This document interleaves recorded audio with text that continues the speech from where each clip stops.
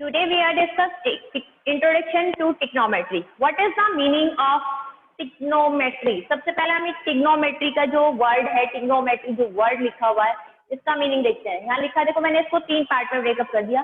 Trigonometry. Try का mean क्या होता है? 3. गोनो का मीन होता है इज दिस ये साइड, इज दिस, जिसको हम साइड भी बोलते हैं. एंड मेट्री का मीन होता है measurement. That is 3 is this वाला जिसमें मेजरमेंट होगा. अब हमारे पास ऐसा कौन सा पॉलीगन है जिसके अंदर 3 साइड्स होती हैं? ट्रायंगल. ट्राइंगल. ट्रायंगल. ट्राइंगल. हमारे पास ऐसा कौन सा है पॉलीगन जिसके अंदर 3 साइड्स होती हैं? वो है कौन? ट्राइंगल. दैट मींस इसके अंदर हम किसके बारे में पढ़ेंगे? ट्राइंगल से रिलेट करते हुए हम लोग अपने टॉपिक को आगे बढ़ाएंगे. अब ट्राइंगल में भी स्पेसिफाई है कि हम लोग कौन सा ट्राइंगल लेंगे, क्योंकि अगर मेरे पास एक नॉर्मल ट्राइंगल है तो मैं इसके अंदर फिक्स नहीं बता सकती कि इसमें मेरा कौन परपेंडिकुलर है, कौन बेस है. अगर ये मेरे तीनों एक्यूट एंगल है, ऑल आर एक्यूट, तो मैं ये फिक्स नहीं कर सकती मेरा इसमें कौन परपेंडिकुलर है, कौन बेस है, कौन हाइपोटेन्यूज है. बट ऐसा कौन सा ट्राइंगल है जिसमें मैं तीनों चीजें बिल्कुल प्रॉपर्ली लिख सकती हूँ कि नहीं ये यही होगी? Right angle triangle. Right angle triangle के बिल्कुल 90 डिग्री के जो सामने अपोजिट साइड है उसको हम बोलते हैं हाइपोटेन्यूज. हाइपोटेन्यूज. हम जो नीचे लेटा हुआ है उसको ऑलमोस्ट बेस बोल देते हैं. बेस. और इसको हम परपेंडिकुलर. परपेंडिकुलर. इसी फिगर को यदि मैं थोड़ा सा मूव कर दूं, तो मूव करने के बाद अगर मैं अब ये राइट एंगल ट्राइंगल वाला है, क्योंकि मैंने ये बोला आपको 90 के बिल्कुल सामने जो साइड है इसको हम क्या बोलते हैं? हाइपोटेन्यूज. इसको मैंने बेस बोला, इसको हमने परपेंडिकुलर. दैट मींस यदि हम कहें तो मैंने कहा जो लेटी हुई साइड है तुम्हारी उसको हमने क्या बोल दिया? बेस. और जो ये वर्टिकल है इसको क्या बोल दिया? परपेंडिकुलर. बट अगर मैं इस फिगर को थोड़ा सा रोटेट करा दूं, ये वाला पॉइंट ऐसे कर दूं, दैट मींस मेरी फिगर कुछ इस टाइप की हो जाए. अगर मेरी फिगर ऐसे हो गई तो ये क्या हो गया? एच. और ये पी और बी कहाँ आ गया? ये पी हो गया और ये बी हो गया. दैट मीन्स पी और बी चेंज हो सकते हैं. जहां पर बेस है वहां परपेंडिकुलर हो सकता है, जहां परपेंडिकुलर है वहां बेस. बट इसमें बिल्कुल फिक्स कौन सी साइड है हमारे पास? हाइपोटेन्यूज ऑलवेज फिक्स होगा. क्लियर हो गई वाली कि जब हमारा हाइपोटेन्यूज है वो तो 90 के अपोजिट वाली साइड ही होती है, बट अदर दोनों जो होंगे वो हमारे पास चेंज हो सकते हैं. ये 90 तो ये दोनों एंगल कैसे होते हैं बेटा? एक्यूट एंगल होते हैं. ये दोनों वैल्यूज कैसे होती हैं? एक्यूट एंगल की होती है. चलिए ट्रिग्नोमेट्री में थोड़ा सा और आगे चलते हैं. ये तुम्हें समझ में आ गया. इसके अंदर हम लोग ट्राइंगल का ही लेते हैं. अब ट्राइंगल हमारे पास बहुत सारी टाइप के हो सकते हैं, लेकिन हम लोग इसमें राइट एंगल ट्राइंगल का ही यूज इसलिए करते हैं क्योंकि उसकी साइड को हम एक स्पेसिफाई कर सकते हैं कि इसमें ये कौन सी चीज है. 90 डिग्री वाली को हाइपोटेन्यूज. इसमें अब हमारे पास आगे की तरफ थोड़ा सा हम लोग जेन्युइन करते हैं. हम लोग जैसे कहीं पर अपने आप लोग जहाँ पर बैठे हुए पढ़ रहे हैं, यदि वहां पर हम बेस अपना मान लें कि ये मेरा बेस है और हमें कोई वहां से बैठ के ट्यूबलाइट को हम लोग देख रहे हैं. जहां आप स्टडी टेबल पर बैठे हैं ये आपका बेस हो गया. आप यहाँ पर बैठे हुए हैं, डेट मींस आपकी आईज यहाँ है, ट्यूबलाइट यहाँ पर है, ये इस तरह से आप यहाँ से इसको देख रहे हैं. दैट मींस ये तो 90 डिग्री का एंगल ही होगा. आप ये डिस्टेंस दैट मींस जहाँ स्टडी टेबल पे बैठे हो और ये वॉल तक का जो पॉइंट है डिस्टेंस आप मेजर कर सकते हो इजीली. हो सकता है ये 1 मीटर हो सकता है 2 मीटर हो. मैंने यहाँ 1 मीटर लिख दिया. ऐसे ही जिस पॉइंट पे से आपने कहा है कि जैसे यहाँ पर आप लोग बैठ के पढ़ रहे हो, सपोज मैं यहाँ पढ़ रही हूँ, तो ये मेरा क्या हो गया? सामने यहाँ तक का जो हो गया बेस हो गया. अब इस पॉइंट से लेकर यहाँ तक की ट्यूबलाइट की जो डिस्टेंस है वो भी हमने कुछ ले लिया. सपोज दैट कुछ भी है जो हमारा मन करा हमने वो ले ली. सपोज दैट ये 2 मीटर है, तो हम क्या ये फाइंड कर सकते हैं? इजीली हमें कर सकते हैं. हम इसमें क्या लगा दें? पाइथागोरस थ्योरम क्या होती है वो भी एक बार रिवाइज कर लेते हैं. ऑलरेडी चैप्टर 6 ट्राइंगल में भी हमने रीड करी थी और बहुत पहले से हम प्रीवियस क्लासेस में पढ़ते आ रहे हैं. हाइपोटेन्यूज का square is equal to perpendicular square plus base square. That means इस फॉर्मूले की हेल्प से हम ट्राइंगल की तीनों साइड हम कर सकते हैं. अगर मुझे 2 साइड गिवन है तो थर्ड साइड फाइंड करनी है तो मैं इसकी हेल्प से कर सकती हूँ. अब ये तो हुआ हम लोग थ्योरम बेस चले, बट अब हम जो ट्रिग्नोमेट्री में पढ़ने जा रहे हैं वहां पर हम साइड के रेशो से कर सकते हैं. अब साइड का रेशो से किस तरह से फाइंड आउट करेंगे वो चीजें देखते हैं. यहाँ पर ट्रिग्नोमेट्री में मेरे पास 6 रेशो होते हैं. ठीक है, उन रेशो के नेम लिखती हूँ क्या क्या है.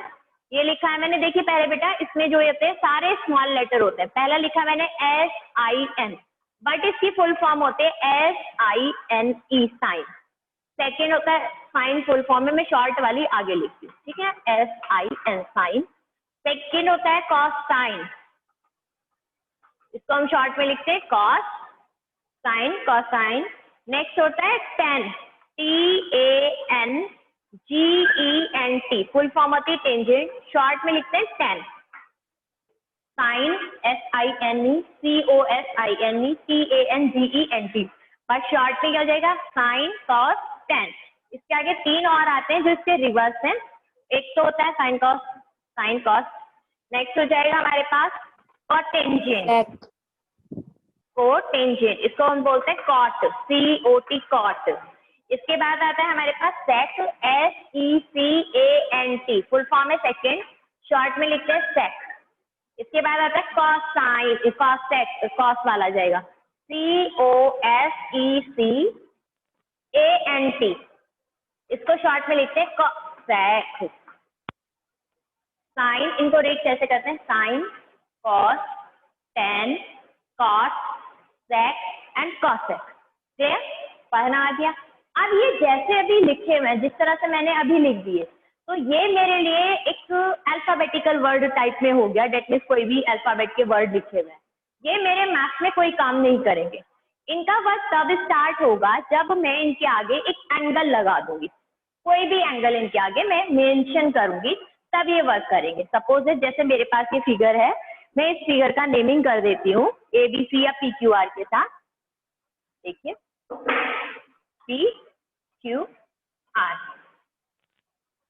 PQR, तो अब अगर मैं इन्हें कोई नेम दे देती हूँ, सपोज दैट मैंने यहाँ पर नेम दे दिया sine P, cos P, tan P, cot P, sec P, cosec P। इसको हम लोग कुछ और भी दे सकते हैं। सपोज दैट मैंने लेट कर लिया कि ये वाला जो एंगल है मेरा, या ये वाला जो एंगल है मेरा, इसको मैंने मेंशन कर दिया थीटा से। तो मैं इसको इस तरह से भी लिख सकती थी, साइन थीटा। मैं यहाँ पर थीटा से मेंशन कर देती हूँ, P के पहले से, sine theta, cos theta, tan theta, cot theta, sec theta and cosec theta. Theta कौन है यहाँ पर, एक एंगल को, थीटा को तो पता है ना आपको, थीटा किसे कहते हैं, एंगल का मेजरमेंट, एंगल से, एंगल के लिए डिनोट करते हैं। तो ये जो एंगल जितना भी डिग्री का होगा उसको हमने किससे रिप्रेजेंट कर दिया बेटा, थीटा से। अब बात आती है कि इनके हम अदर जो रेशो, इनके जो फॉर्मूले होते हैं, वो फॉर्मूले हम लोग कैसे लिखेंगे।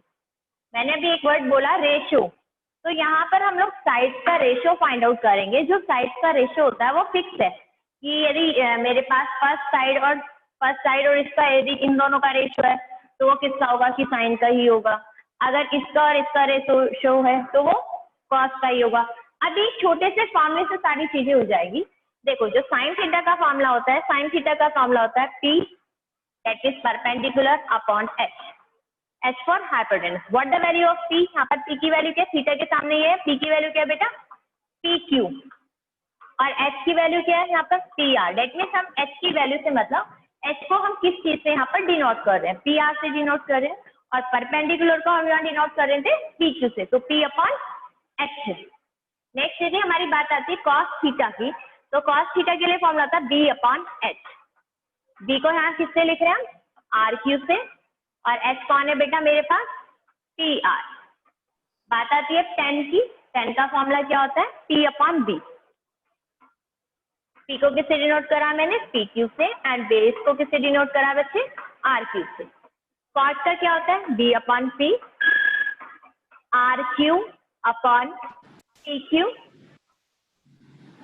सेक का क्या होगा, सेक का हो जाएगा H upon B, that is PR upon RQ, and cosec का क्या होगा, H upon P, that is PR upon PQ। और बड़ा टिपिकल सा लग रहा है ना कि इनको लर्न कैसे करेंगे, sine theta is equal to P upon H, cos theta is equal to B upon H। आपको ये फॉर्मूला याद होना चाहिए, आपके समझ में आने चाहिए ये वाले फॉर्मूले, ये वाले फॉर्मूले आपको समझ में आने चाहिए कि ये कहाँ से आ रहे हैं। ये वाली चीज तो हम अपने आप ही लिख लेंगे यदि मुझे पता है कि मेरी फिगर के अंदर P कौन है, H कौन है और मेरी फिगर में B कौन है। अब इन सारे फॉर्मूला को लर्न करने के लिए शॉर्ट मेथड है, उस शॉर्ट मेथड को भी देखते हैं कि क्या है। ये मैंने यहाँ पर साइक्लिक रेशियो लिखा P, देखो P B P, ऊपर यही आ रहा है ना P B P। स्टार्टिंग के जो 3 फॉर्मूले हैं उनका जो न्यूमरेटर है वो P B और P है। फिर डिनोमिनेटर देखो क्या है बेटा, H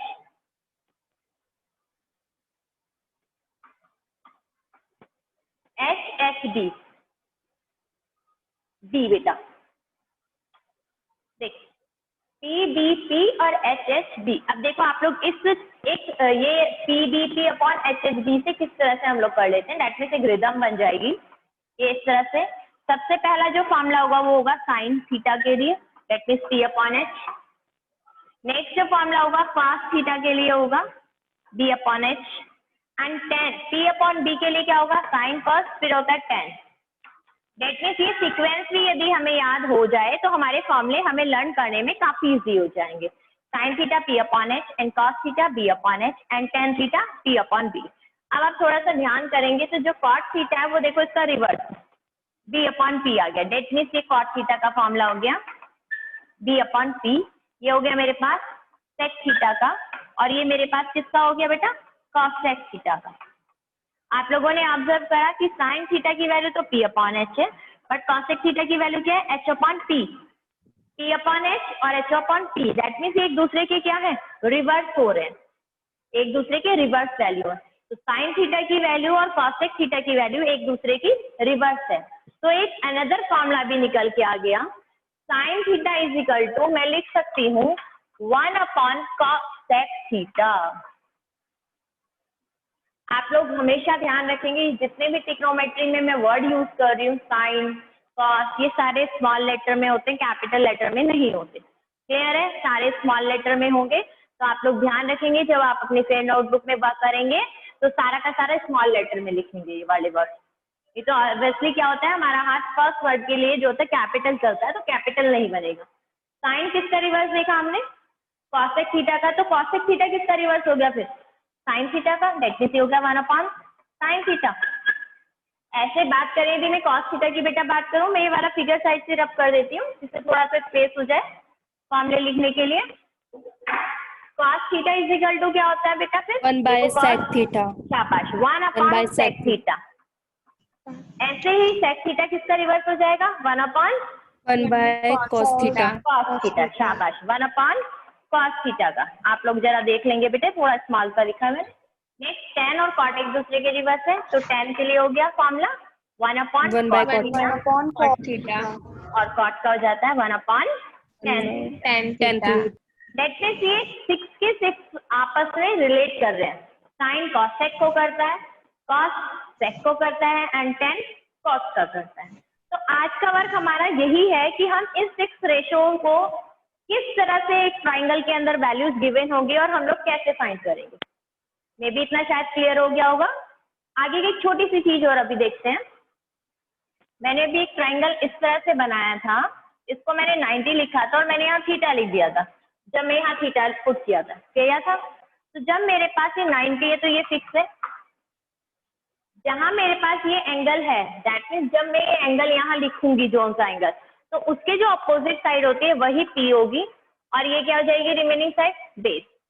but in this figure अगर ये चेंज हो गया, मैंने इसको क्या लिख दिया यहाँ पर, थीटा,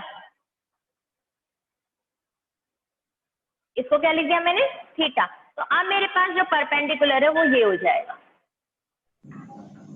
थीटा पर डिपेंड करता है कि उसका परपेंडिकुलर कौन होगा। एंगल के अपोजिट साइड जो होती है हम उसको परपेंडिकुलर मेंशन करते हैं।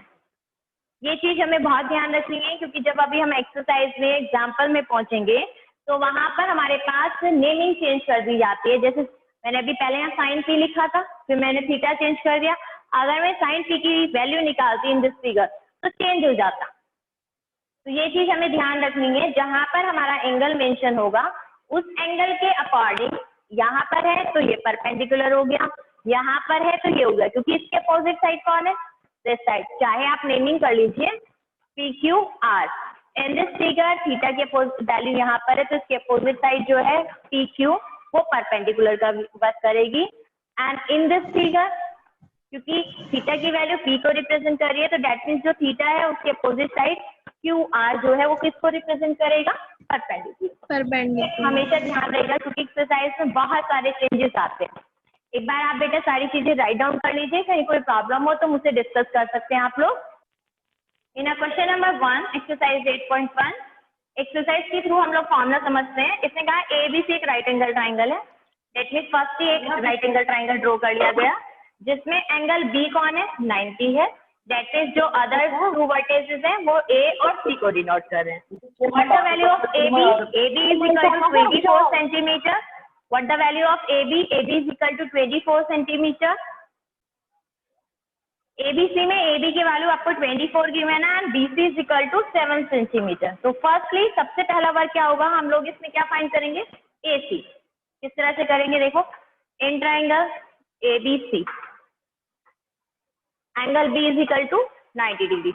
इट मीन्स फर्स्टली आप लोग ट्राइंगल का नेम लिखेंगे एंड देन जो आपके पास 90 डिग्री है वो। अब 90 डिग्री की वैल्यू है हमारे पास, तो हम कौन सी थ्योरम यूज कर सकते हैं, Pythagoras theorem. AC square is equal to AB square plus BC square.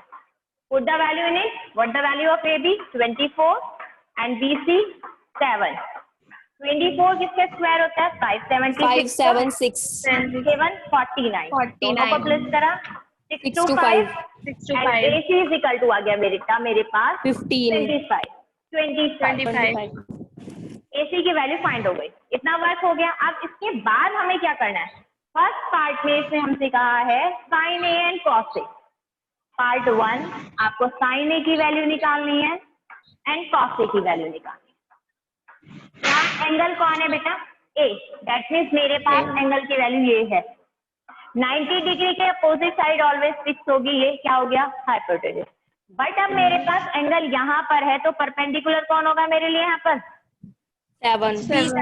ये चीज हमें ध्यान रखें। सबसे पहला वर्क होगा, हम साइन ए के लिए फॉर्मूला लिखेंगे, P अपॉन H होता है 7/25 P upon H। What the value of P, P की वैल्यू क्या है यहाँ पर 7 एंड H की वैल्यू क्या है AC। 25 हम लोग इसको साइड के नेम में भी इसको डिनोट करेंगे, इसके बाद इसमें वैल्यू डालेंगे। अब हमारे पास आ गया 7/25। जो हमारे पास साइन ए की वैल्यूज आती हैं या कॉस ए की किसी भी रेशो की वैल्यू निकालेंगे, उनकी कोई यूनिट नहीं होती। देखो अगर मेरी वैल्यू इसकी 7 सेंटीमीटर एंड 24 सेंटीमीटर, तो सेंटीमीटर से सेंटीमीटर क्या हो जाता है, कैंसिल। जैसे जो भी वैल्यूज रेशियो में निकलती हैं उनकी कोई यूनिट नहीं होती। सिंपली यदि कॉस का निकालेंगे तो कॉस का फॉर्मूला होता है बेटा B अपॉन H। बेस कौन रहा हमारे पास, ये तो परपेंडिकुलर हो गया तो base AB upon AC। Put the value है 24/25 24 अपॉन 25। नेक्स्ट सेकेंड पार्ट में हमसे किसकी वैल्यू कही है, sine C and cos C. Sine C and cos C. अब ये सी है तो ये परपेंडिकुलर का वर्क करेगा, क्लियर, और ये बेस का वर्क करेगा। ये चीज हमें यहाँ पर ध्यान रखना है तरीके से। यहाँ पर क्या चेंज हुआ, देखो अब ए के पहले पर क्या गया बेटा सी, फॉर्मूला वही है P अपॉन H, बट इसके सामने कौन परपेंडिकुलर है, AB upon AC and in this formula is B upon H और B की वैल्यू क्या होगा बेटा BC अपॉन AC। मतलब ये हमारा सबसे मेन पॉइंट ये है कि हम लोग ये पहचाने कि कौन मेरा परपेंडिकुलर होगा और कौन मेरा इसमें बेटा बेस होगा। जब हम क्वेश्चन को करते हैं तो हमें ये वर्क बहुत इजी आता है, एक ट्राइंगल बना लिया, थर्ड साइड फाइंड आउट कर ली। बट हम लोगों का जो फोकस होना चाहिए, जो मेन पॉइंट है इसमें, इसको हमें देखना चाहिए कि हमें कौन से वाले एंगल के लिए वर्क करना है। ये सबसे मेन पॉइंट है। आपको यदि एंगल समझ में नहीं आया तो आप सिंपली सबके आंसर सेम ही लिख देंगे, दैट मीन्स साइन ए हो या फिर साइन सी हो।